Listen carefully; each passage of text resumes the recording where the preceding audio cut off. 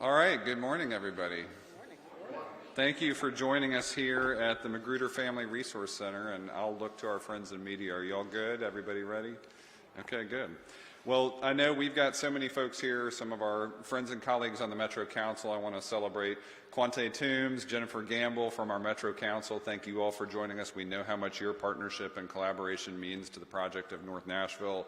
We obviously have many other partners we're working with today, and we were just here a few weeks ago to celebrate a major announcement from Fifth Third, but I think that plays into a bigger picture. And so for me, I'm glad to be here as we are celebrating our first 2 years in office, and while we're doing that, celebrating some of the special emphasis we've had on investments in and successes in North Nashville. So just to take stock of where we are, our public schools are making historic improvements. As of last week, we've seen crime down in all major categories year over year. We are taking on some of our biggest challenges in transportation and housing affordability, and these are the top two expenses in most households. And of course, we're also demonstrating the success of our economy and that we're open for business, not just downtown, but here in the 37208. And we chose this location for today's event because it embodies something that we know. The overall well-being of a community is centered in spaces just like this, places where people gather and have access to important supports like job training, education, help starting a business, finding a stable home, mental health support, and so much more. And more than 17 partners work in this space, led by Catholic Charities. And so for those of you who are guests here today and partners, can we celebrate our hosts here at Magruder Family Resource Center?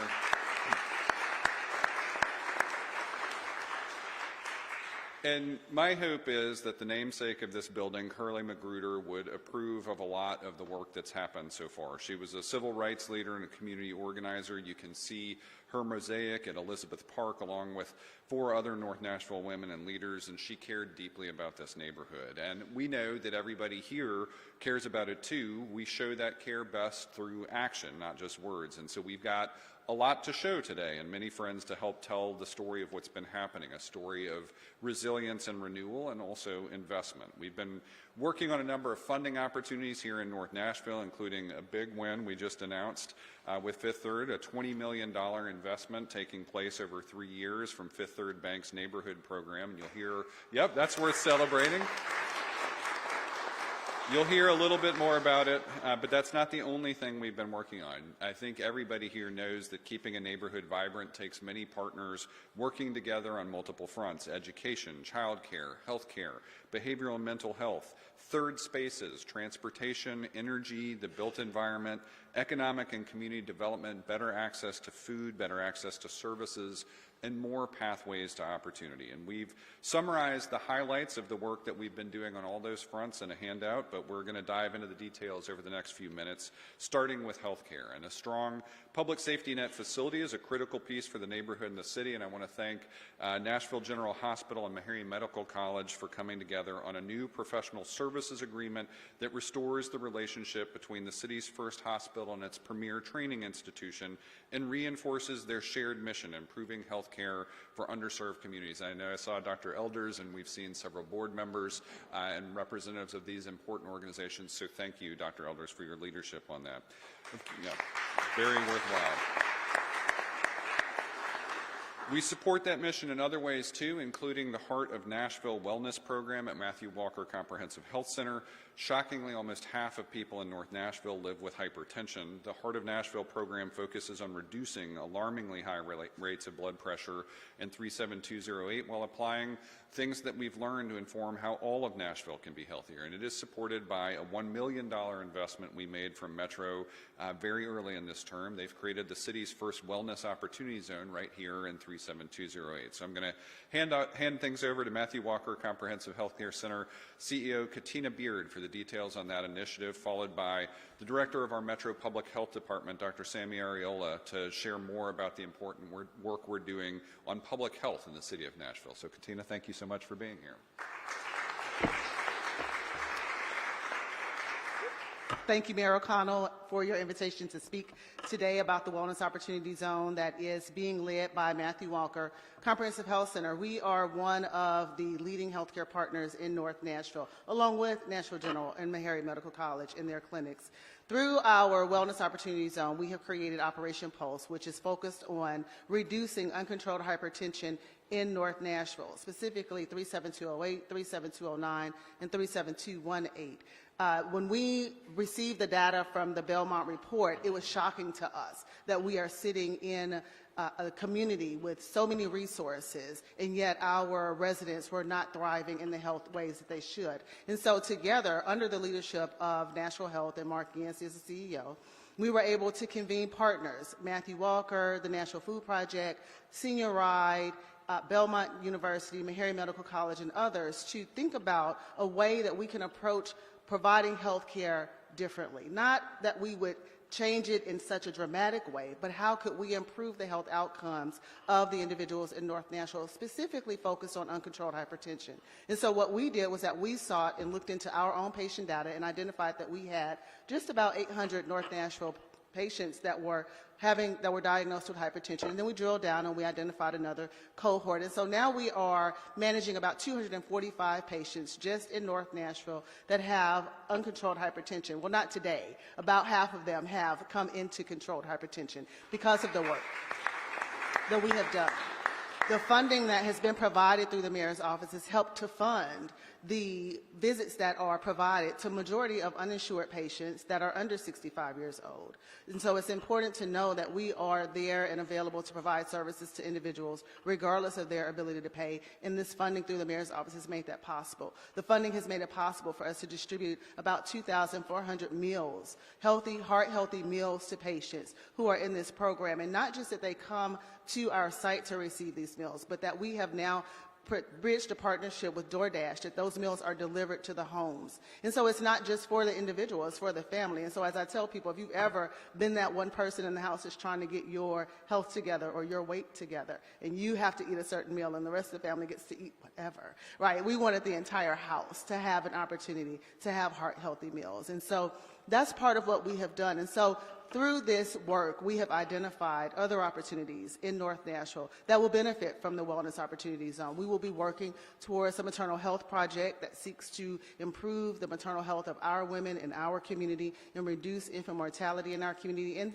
then to address the access to food through a partnership with MDHA and the National Food Project, again with Nashville Health. And so Mayor, I appreciate the work and the effort that you have done specifically in North Nashville. I have been at Matthew Walker Health Center for 25 years. Matthew Walker was the first lead agency for the C.E. Magruder Center, and I believe that, yes, Curly Magruder would be very happy with the work that's done today. Brittany Irby and her team has worked very hard to make sure that the needs of North Nashville have been addressed, and so I appreciate today to be able to shout and be the cheerleader for the work that's being done in North Nashville to make sure that our residents are healthy and thriving alongside all other communities. Thank you.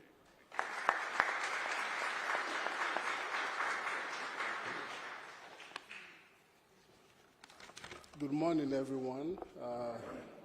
Dr. Somi Areola, I'm the director for the Metro Public Health Department here in Nashville. And, Mayor O'Connell, thank you so much.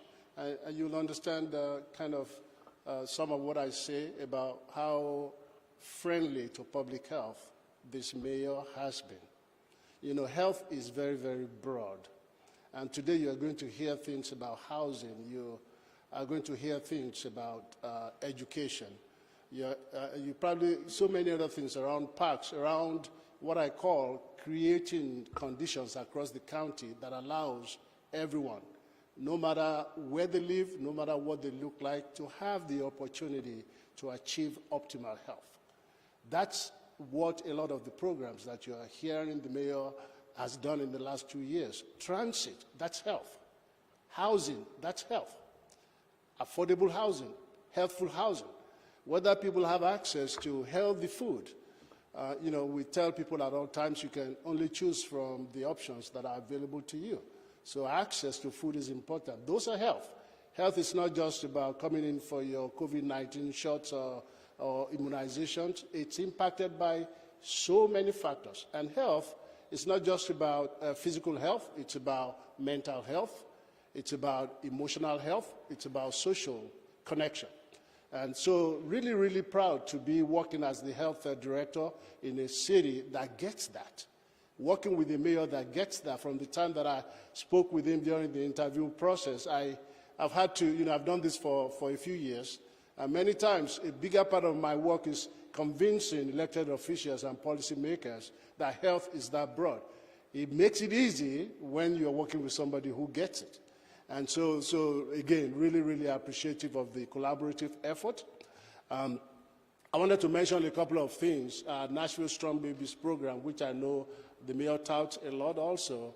We started looking at a few zip codes. Now we're looking at that across the county, ensuring that women are healthy before pregnancy, during pregnancy, after childbirth. Very, very important to note that in 100% of the participants, we haven't had a single infant mortality. That tells you how successful those kinds of interventions are. I'll also mention part of what we do is ensuring that when you go to your hotels or you go to the restaurants, you're not concerned about the safety of the food that you eat.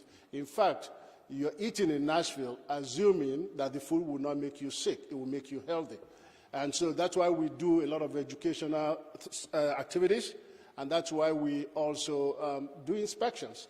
I think less than a mile from here, Ed's Fish House, where I have been a few times, their last inspection, they got 99 out of 100.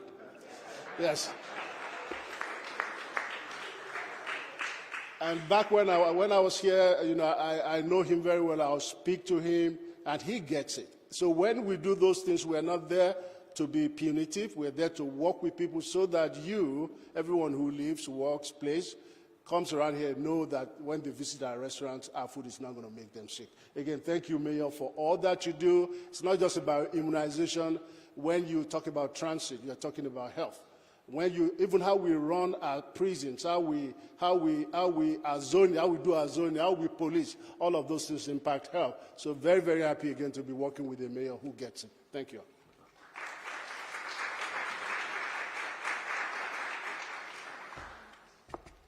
All right. Well, thank you, Katina. Thank you, Dr. Ariola. And you just heard Dr. Ariola say it. Overall health is about more than an annual trip to the doctor. We know that better health outcomes overall are tied to social factors like access to economic opportunity and the ability to pay bills. So we're working on that too in this neighborhood with help from residents and many friends. And I want to celebrate, you heard about Brittany Irby on our team. Jamari Brown, I know, is also here, who leads our economic and community development efforts. And I have loved that his office is able to do things like this week when we launched a major new initiative with Vanderbilt, our state economic and community development effort, to have a sort of a traditional economic development scenario where we're creating jobs. It's a on-campus center of excellence thing that is happening at Vanderbilt University and in conjunction with our Nashville Innovation Alliance. But he's also elevated the C in economic and community development, working directly with Brittany and those teams and collaborating on a Jefferson Street corridor project, the Fifth Thirds project, and all the partners in this room. So leading directly from his office, we recently launched the city's first request for information focused on food deserts. We were looking for ideas about how we bring community-focused grocery stores to underserved areas, and we got them from many voices. We heard from grocers, food growers, community leaders, and residents, and we're doing now the deep dive analysis on what we got, so we're looking forward to expanding that conversation going forward and improving food access. We also partnered with Nashville Electric, TVA, and NeedLink to help now at least 88 households lower their electricity bills through a new installation program. And in August, Nashville was one of 5 fast-growing Southeast cities selected by Living Cities for a $100,000 grant from the Breaking Barriers to Business initiative and funded by the Truist Foundation. The grant centers around the commercial corridors of Buchanan Street and Jefferson Street, as well as Bordeaux and Nolensville Pike. In partnership with business-serving organizations, this program aims to increase access to capital, amplify community-driven narratives, foster inclusive entrepreneurship, and strengthen the infrastructure that supports small businesses. And that is so important. Again, we're lucky to have somebody in our office of ECD focused on small business because we know our small businesses are cultural anchors. They are problem solvers, builders of community wealth. When we talk about a Nashville for Nashvillians, this type of work is critical, accelerating wealth building for small business owners so they not only survive but thrive. We've also taken a special budgeting process and directed hundreds of thousands of dollars into each of 4 North Nashville council districts. And now we get to amplify all of those local investments. 3 months ago, right here, we made a major announcement, a $20 million commitment from Fifth Third Bank that supports community development through housing preservation, small business assistance, and vacant lot activation. Community members will see the results starting before the end of the year. And for more, I want to welcome the regional president of Fifth Third Bank in Tennessee, Dave Briggs. Dave, thank you.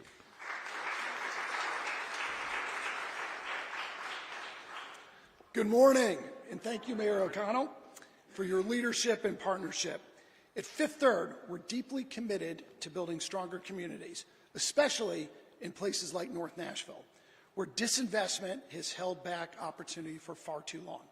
3 months ago, as the mayor indicated, we were privileged to announce the Fifth Third Neighborhood Program is coming to North Nashville, backed by a 3-year, $20 million investment. Since then, we've been meeting with residents, leaders, and others to understand what they need to create more upward economic mobility. Our approach is place-based and people first. We don't tell communities what they need. We listen, and then we bring every resource we have to the table, financial, intellectual, and social. That's how we drive revitalization, supporting small business, expanding affordable housing, and creating safe, healthy spaces. This program has worked in other cities. Since 2021, Fifth Third has invested more than $270 million across 9 neighborhoods, catalyzing an additional $200 million from other partners. These investments have created jobs, preserved homes, and helped small businesses thrive. We know it takes strong partners to make lasting change. I want to thank Mayor O'Connell and his team, along with our nonprofit partners, Enterprise Community Partners, United Way of Greater Nashville, Affordable Housing Resources, and Pathway Lending for their shared commitment to this community. We're excited about what's ahead, and we look forward to continuing this work together. Thank you.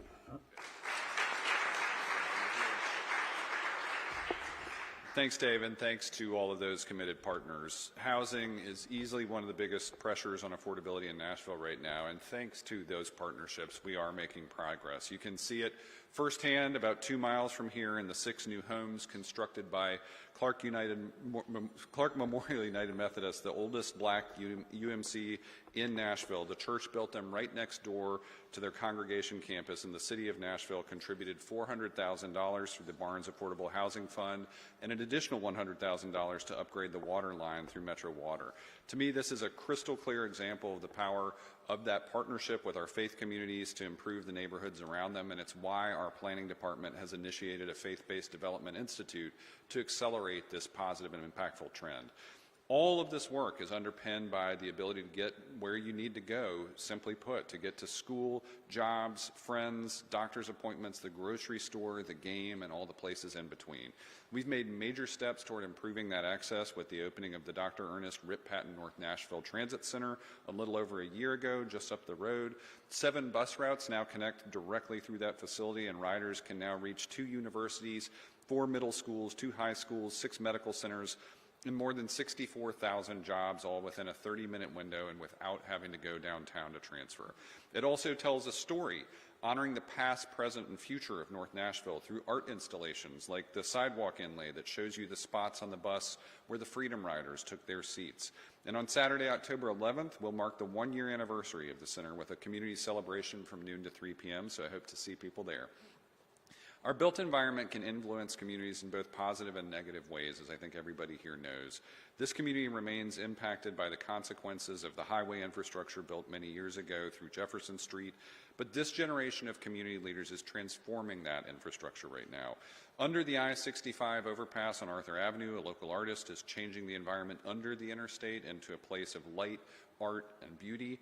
And on Jefferson Street, neighborhood residents are at the heart of a conversation about the shape and future of this vital corridor. And when I say they're at the heart of it, I mean it. Members of this community are serving on a Jefferson Street Community Advisory Board, and they're also employees of the project. For the first time, NDOT has worked to hire people directly from the community that's impacted to lead the conversation with their neighbors and empower them on the shape and future of this corridor. Our Jefferson Street Corridor community ambassadors are setting the standard for how we do engagement, and I'd like to invite one of them, Poet, to share more. Poet?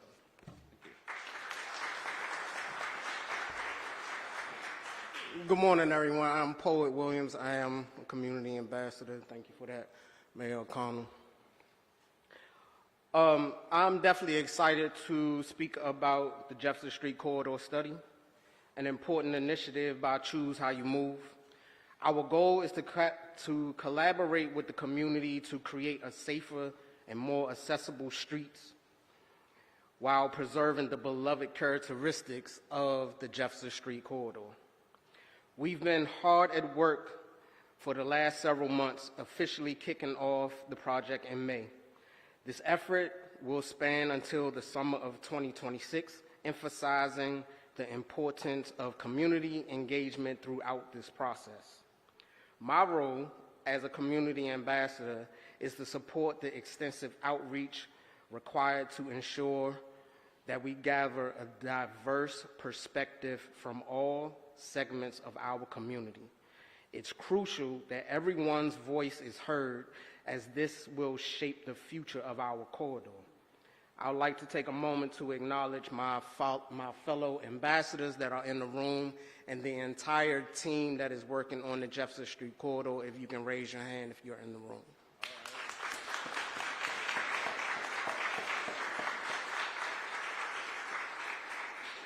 Together, we are committed in this mission.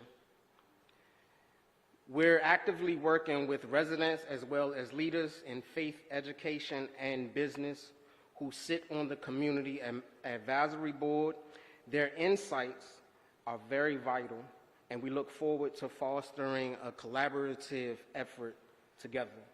I invite all of you to share your thoughts and feedback. After the program, please feel free to connect with myself and fellow ambassadors to learn more how you can be involved in this exciting initiative.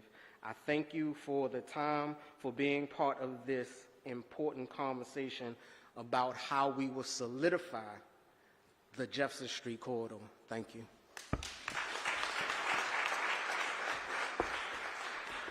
Thank you so much, Poet. Thank you for your work and your engagement. I'm going to have to follow up with you after this event to figure out where you got those shoes.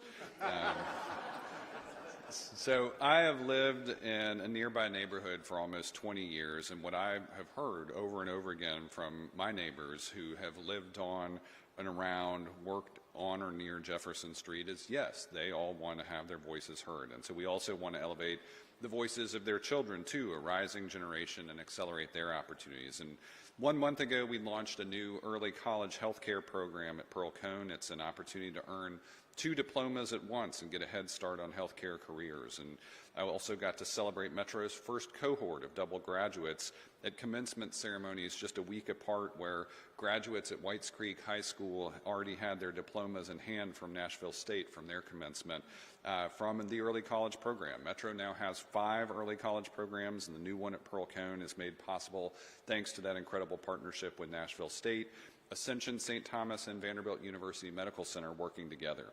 We also have developed a few esports programs in our schools, but the first and most advanced is also at Pearl Cone, and it's made possible thanks to the imagination of students and the support of Pearl Cone's staff, who see more than a game. They see scholarship and career opportunities for their students, and the students are seeing that too. One student I know on campus told us a story about how He had seen that esports lab and knew he couldn't get access until he got his grades up, and it was a great motivator. We're going to talk a lot about the importance of third spaces overall, though, for young people as we move forward. It's a foundational aspect of Phyllis Hildreth's work in the new Mayor's Office of Youth Safety. These are safe spaces that are separate from home and school. They're the in-between spaces, and her first steps include mapping out locations like this across the city to see where we have gaps. Last week, a few blocks away from here on 16th Avenue, I joined the Boys and Girls Club of Middle Tennessee to cut the ribbon on a third space that's been 10 years in the making. The new North Nashville Teen Center is now open as a hub for learning, mentorship, and career exploration. Our libraries are also great examples of third spaces for critical learning and social gathering. We've put funding into a new Hadley Park Library, and we're working on a new site to serve this growing community, so the library we build is better and bigger. We recently welcomed leaders from the Obama Foundation to Nashville to see firsthand the work My Brother's Keeper is doing with our young men and boys of color. They came away impressed with our commitment to the work, and I was fortunate to join the local MBK team as they hosted the 5th annual My Brother's Keeper Youth Empowerment Summit just a few weeks ago. It brought nearly 300 middle and high school students together, very often with families and caregivers, and I saw so much interaction there. We talked a lot about educational opportunity and success, and we gave away a lot of books because reading, especially among our younger students, is critical to overall success. And for more on the work and journey of My Brother's Keeper, I'd like to introduce Juvenile Court Clerk Lynell Matthews.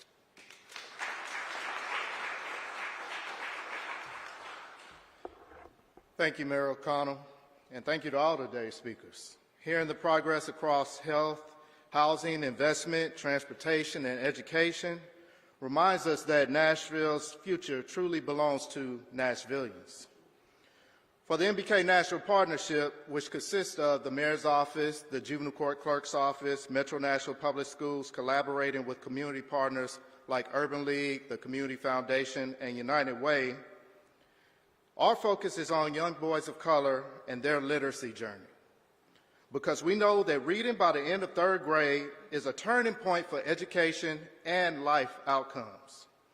That's why we launched the I Read, I Lead campaign in 2021 to ensure that every boy can read with confidence and lead with purpose.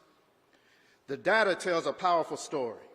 In 2021, only 752 3rd grade boys of color in Nashville were reading at grade level.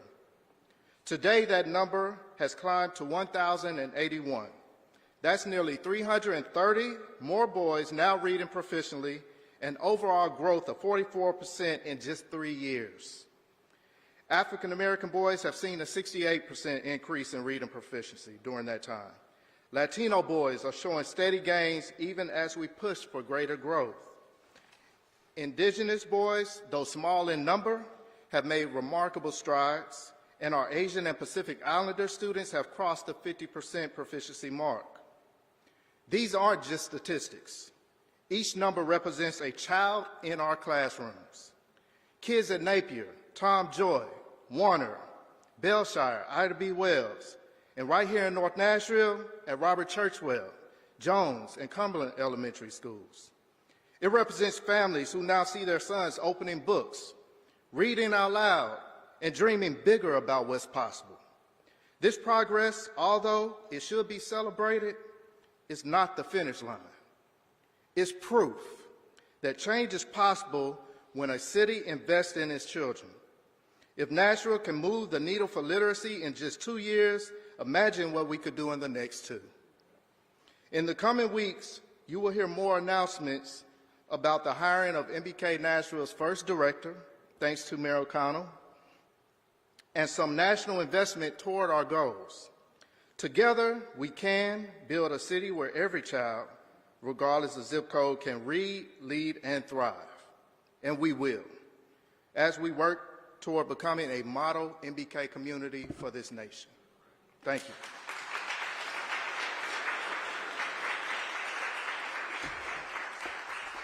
Well, thank you, Clerk Matthews. Again, thank you to our partners on the Metro Council, because as we invest together as a city, so much depends on that partnership and leadership on the Metro side. And I was so proud within the early part of this term to announce that we would be the local government anchor supporter of My Brother's Keeper. So to everyone, all of our neighbors in North Nashville, we are certainly here to say that Nashville sees the value in this community. We believe in the limitless potential. We're going to continue investing in brighter future. The dreams on the ground, on the streets, in the neighborhoods in this place matter, and you've heard me talk about the work of Imagine Nashville, the largest community listening project in our city's history.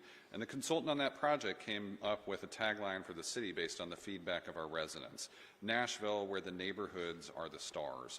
We're going to be moving this meeting to other parts of the city in the months ahead, but today we're marking the midterm of this administration by celebrating one of our brightest stars in that constellation of neighborhoods and the people who are shaping its even brighter future. The residents here are turning the page toward a stronger North Nashville, and we are going to help them and work alongside them. So thank you again for joining us today, and I'm happy to take questions from media.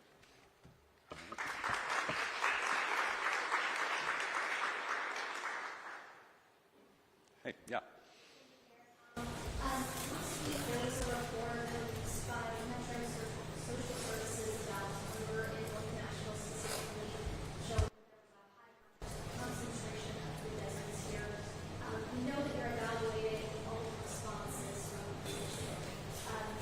Any type of real story about long-term solutions specifically for North Nashville? Yeah, we have near and long-term solutions. You may have seen Metro Social Services has begun that response with some pop-up opportunities, and I think you've already heard a little bit about Napier Community. And while it's just on the southeast side, all of these areas were close to areas that I represented for 8 years on Metro Council. We followed closely Metro Social Services Community Needs Evaluation.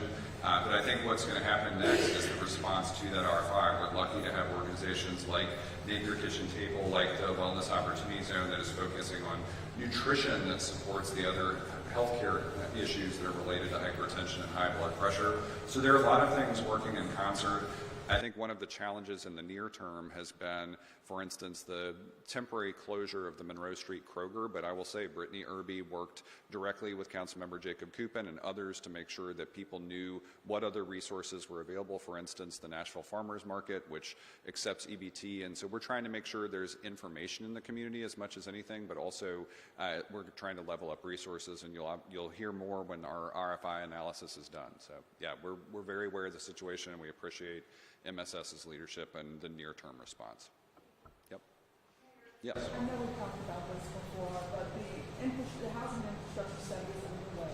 Yep. We are starting to see proposals, but as you know, some residents are still very much concerned about the zoning plans that are changing some small single-family home neighborhoods with the high density and infrastructure. So my question is, how do you balance the need for affordability with preserving neighborhood, stability and addressing the infrastructure? Yeah, I think you saw a meeting at Planning Commission last night that I think highlighted some of that tension. What I've observed, the housing and infrastructure study is something that the Metro Council requested from the Planning Department, knowing that we were going to be embarking on a multi-year conversation about housing. So a couple things. I want to thank Jennifer Gamble is just now past chair of the Planning Committee on Metro Council, who worked on the commission and worked on the initial H&I study for her leadership, because she has taken a very balanced approach, and knowing that North Nashville, she and Councilmember Toombs both, like I did on representing District 19 for 8 years, there is a lot of opportunity for growth. There are a lot of vacant lots, and I think what we've looked at is how can you avoid displacement as much as possible by using infill sites, things that are vacant lots or underdeveloped, maybe buildings that have been vacant for a long time. I think too, if you look at the H&I proposals, what I've seen is they're actually trying to limit characteristics like tall and skinnies that may disrupt neighborhood character and fabric by actually bringing some of the height down so that a neighborhood actually kind of maintains a consistent flow. But it's a challenge we all have to embrace as a city, that if to get to long-term affordability where everybody who wants to live in this city over the next decade has not only their choice of housing type, but ideally a choice of neighborhood as well, we do have to find room for new neighbors, and that's why the availability now of a unified housing strategy that looks out across a decade is so important. We've built a leadership council. Actually, Dave and I are co-chairing that. It's a partnership and collaboration with the Community Foundation of Middle Tennessee. So there is a lot of work to be done, a lot of community engagement to be done, a lot of coordinated leadership across the Mayor's Office, Council, the Housing Division at Metro Planning, our Metropolitan Development and Housing Authority. It's big, difficult work, but it's important. Bring in affordability into Density is definitely a piece of the affordability puzzle. The good news, though, is we have 526 square miles, and so not every neighborhood, not every street is going to be a place where you have to imagine that being possible. There are so many places in and near the urban core where density can be thoughtfully incorporated. And again, from years on the Metro Council, we were able to work with people who knew they were urban neighbors on how this fit contextually, and we almost never confronted tension or controversy in the neighborhood. So there are very important and thoughtful ways to do conversations like this where people are very, very often interested in the ability to welcome new neighbors. So it's a piece of it, but it's not the only piece of it. Bishop? Good afternoon, and thank you for your leadership and courage. My question is, as we approach January, and we know that big, beautiful bill will be felt in unprecedented ways then, with some of these initiatives, what are we planning to build in for the number of people, particularly in our community, that will need resources that unfortunately will be stripped as that bill unfolds? Bishop, this is one of the most important questions we've been tackling as an administration, and I've got to give credit and gratitude to our core partners and leaders within Metro. Dr. Ariel and the Metro Public Health Department team not only flagged early, but sadly were one of the first pieces of Metro to be impacted, and we had sudden, unavoidable job losses thanks to DOGE before we even saw the mega bill.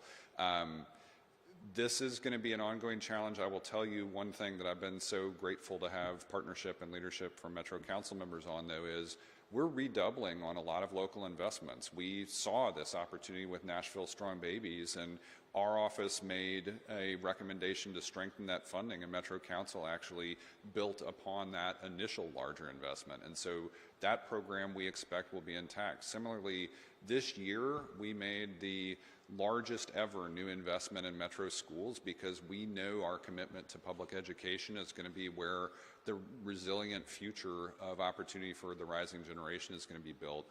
But I will have to be clear, as we look at changes in both federal and state policy and funding landscapes, Metro alone will not be able to be a unilateral backstop for funding cuts. I mean, VUMC is probably at the top tier of where funding has been lost to the tune of more than $300 million right now, and that is not just going to hit employees, that's going to hit health outcomes and other parts of our healthcare ecosystem. And I will tell you, Dr. Elders knows very well at the Nashville General Hospital level how profound some of these cuts have the potential to be.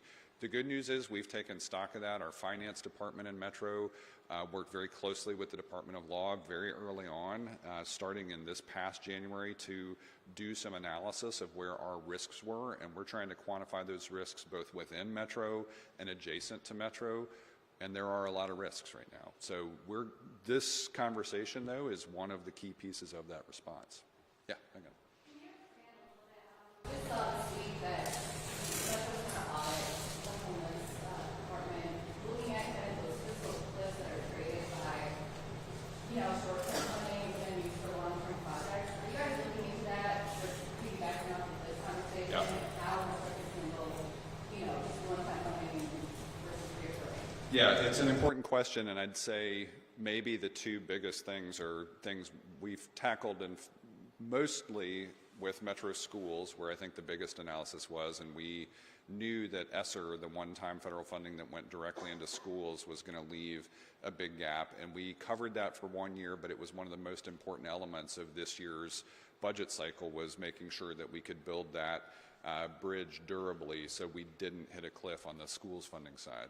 With Office of Homeless Services, we knew that a lot of those things, and Mayor Cooper's $50 million investment that Metro Council worked on collaboratively, there is likely going to be a fall off at the end of that, and we haven't necessarily gotten all the way into the strategies for mitigating that, but it was also designed in some ways to be a surge, and then we're going to have to figure out what the replacement is, because at the time that was developed, I don't think we could have anticipated such a dramatic shift in federal policy outlook related to homelessness in particular. And it looks like just as we became the most performant continuum of care we've seen in Nashville in terms of dollars awarded by HUD, we're now looking at sharp fall off. So it's not just going to be that this one-time federal funding goes away, it's that the HUD formula for funding local communities may change on top of that.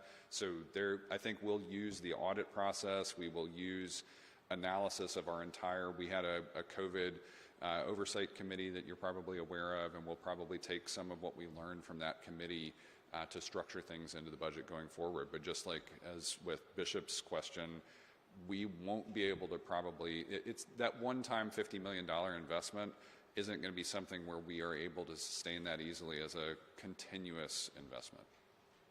Stephen?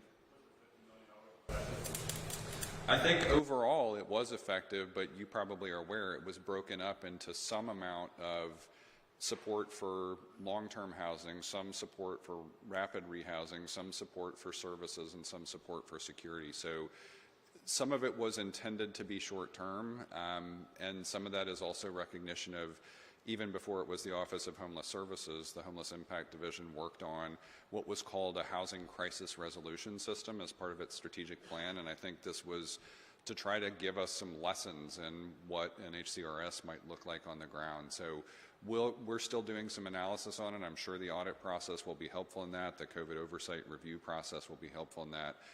But at the end of the day, the unified housing strategy and being able to accelerate delivery of projects like Strobel House is what's the most important of all. And I would say Strobel House, in terms of providing long-term housing with services on site, is the most successful model that we know it works well. And that having that project up and running is a critical success. What we've learned from it should allow us to accelerate delivery of future similar projects. Okay. So, This week, Bob has announced to be stepping down from his role. I'm wondering if your office has started looking at potential candidates that might be. we haven't looked at the kind of where the org chart goes from here, but I think when Bob joined, the thing that we both recognized was that the portfolio of development initiatives within Metro, where we either have public land or contractually obligated public-private partnerships, was so enormous that it definitely demanded that we create a new development-focused position. Within a few months of Bob being in the role, it was clear that there was even more capacity necessary, and so that's how Chris Koster came to join the team. But we're very fortunate to now have Masami Tyson serving as Chief of Staff, who, like Bob, has deal-based legal experience in her background. Janine Reed, who is now our permanent finance director, is deeply engaged in a lot of that. And I think across the three of them, we'll be evaluating how to kind of look at the period after Bob's departure. And one more, Sherry? Hi, good morning, Mayor. I think my question is a big balloon. What do you see, specifically for North Nashville, since this is North Nashville, what do you see in the next year happening in North Nashville? I think the people standing with me and sitting with you are part of the biggest opportunities, but I think you're going to see a couple things. I think you're going to see this $20 million investment really start to materialize. I think at the 1-year mark with Rip Patton, you're going to see more economic development emerge there. I think the Jefferson Street Corridor project is going to result in direct infrastructure development. My hope is, and the one that's harder to guarantee, is that across all of the investments, you'll also start to see some new housing affordability emerge on the ground. But again, that's going to depend on a lot of partnership and collaboration with council. That will depend on partners of the Barnes Housing Trust Fund being able to get up and out of the ground. But for instance, even in my own neighborhood, it's amazing and exciting to see Inspiritus's project of long-term affordable housing emerging right there at the corner of Roselle Parks and Garfield. We know that CDCs, like what Clark United did, they will be able to work with that faith-based initiative. So I think it's going to be a lot of small things that add up into big things, but I think your dedication on a personal level to preserving not just the history of Jefferson Street, but growing its future is going to be critically important. We know that there are important initiatives coming at Fisk. We know that Hadley Park will hopefully have site certainty there and maybe have design on that new library. We've made some improvements to that park, but everywhere we've seen little improvements. We got to phase 2 on Cassie Gardner Senior Park. We're going to see some more activations and sites like that. We've seen incredible improvements by the Metro Water Campus. You're going to see further greenway access emerge throughout the city. So there's a whole range of neighborhood scale investments we're making. And again, these investments in council districts that were strategically guided by our council leaders are going to materialize. Some of them already have. If you haven't been up to Parkwood, I know that was something that Councilmember Toombs worked on, and watching the success of those Little League teams is just really incredible. And that's where you see, to me, it's as much about the impact and the outcomes and how I think Clark Matthews said it best, this is not just statistics, these are individual lives that we're impacting, and that's what we want to see most. All right. Thank you, everybody, for joining us this morning.